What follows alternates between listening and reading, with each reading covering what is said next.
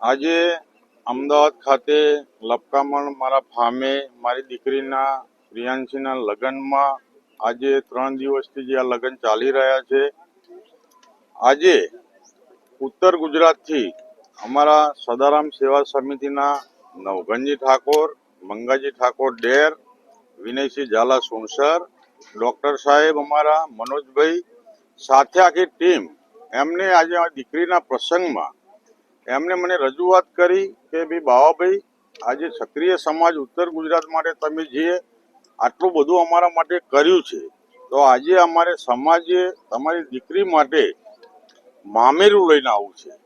ત્યારે મને એક દિલથી એવું થયું કે હું દાન તો દરેક જગ્યાએ આપું છું, પણ આજે આ સમાજે મને એવડો મોટો બનાવી દીધો કે ભાઈ આજે હું એમનાથી ગદગદિત થઈ ગયો.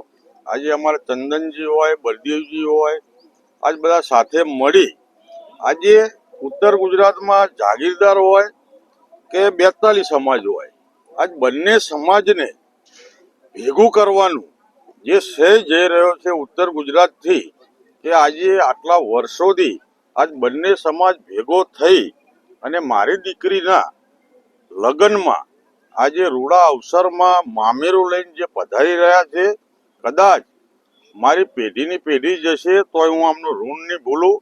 આજે એક સારો પ્રસંગ હતો. આજે કલોલના બળદેવજી ધારાસભ્ય, આજે અમારા સિદ્ધપુરના ચંદનસિંહ ઠાકોર, મોટા મોટા આગેવાનો અને અમુક આગેવાનો રસ્તામાં છે, જે ઉત્તર ગુજરાતના મેન જે હોય બધાય, આજે એ લોકોએ ઉત્તર ગુજરાતથી જે આ જાગીરદાર સમાજ અને 42 સમાજ જે આજે ભેગો થઈ રહ્યો છે, એનો શ્રેય મને બાબાભાઈ ભરવાડને જાય છે. અને કાયમ માટે આ સમાજ બંને ભેગો રહે એવી હું દરેકને વિનંતી કરું છું.